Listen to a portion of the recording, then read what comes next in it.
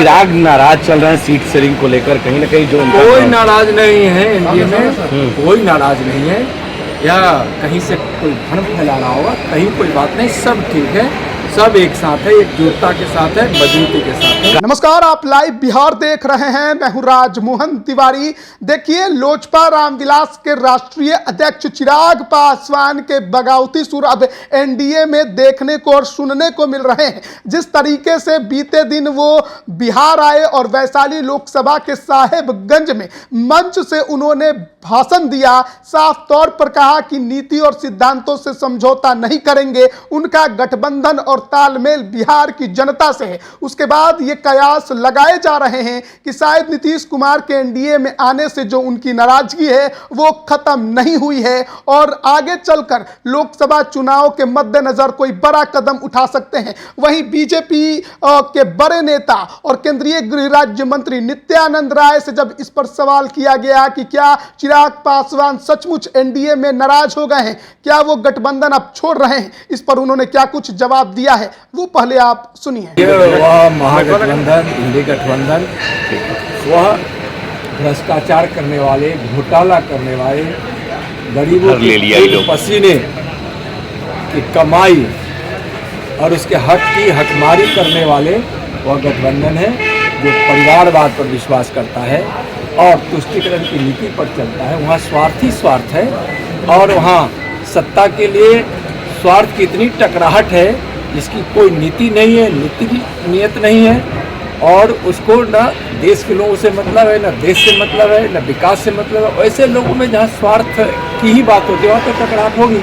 NDA में कब तक सीट शेयरिंग होने की उम्मीदें हैं?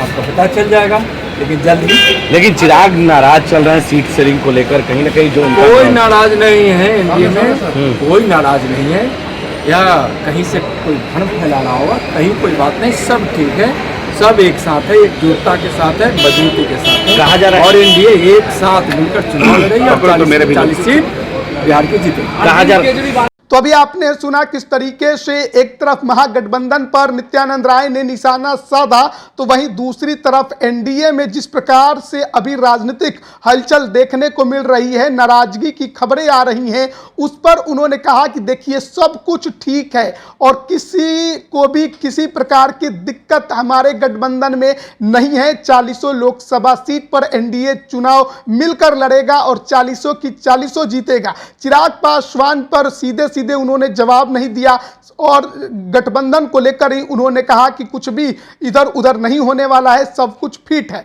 लेकिन भले ही नित्यानंद राय कुछ भी कहें, लेकिन चिराग पासवान का जो बीते दिन का भाषण था वो कुछ और ही कहानी कह रहा है। बीते कई दिनों से एनडीए में नाराजगी की उनकी चर्चा थी, उनकी चुप्पी लगातार देखने को मिल रही थी, लेकिन जब मंच पर वो खड़े हुए और गरजना शुरू किया तो कहीं ना कहीं उनके भाषण को एनडीए में बगावती सुर के रूप में देखा जा रहा है। और चिराग पासवान के भाषण ने यह साफ कर दिया कि वो आगे चलकर भी नीतीश कुमार से कोई समझौता नहीं करने वाले हैं। बिहार को किसने लूटा, कब कब लूटा, किस तरीके से चिराग पासवान ने मंच से एक एक बात कह दी और गठबंधन पर, एनडीए पर कुछ भी नहीं कहा। ऐसे में अब देखना बड़ा दिलचस्प है कि क्या कुछ एनडीए के अंदर होगा, क्योंकि एक तरफ चिराग पासवान की नाराजगी है, वहीं दूसरी तरफ मुकेश सहनी को बीजेपी अब लगातार दिल्ली बुला रही है। आज भी मीटिंग होने वाली है जेपी नड्डा और अमित शाह से। नीतीश कुमार भी अपना विदेश दौरा बीच में ही खत्म कर आज दिल्ली आ जाएंगे,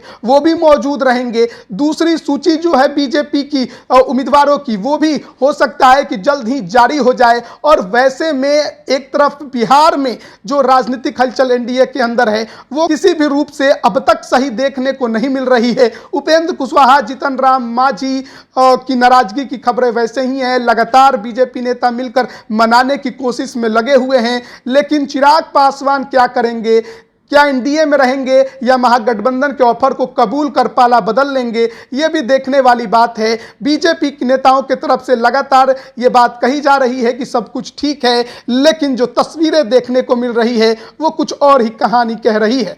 बन रही है लाइव बिहार के साथ, तमाम अपडेट हम आप तक पहुंचा रहे हैं। आप सभी का बहुत बहुत धन्यवाद। YouTube पर सब्सक्राइब और Facebook पर लाइक जरूर करें।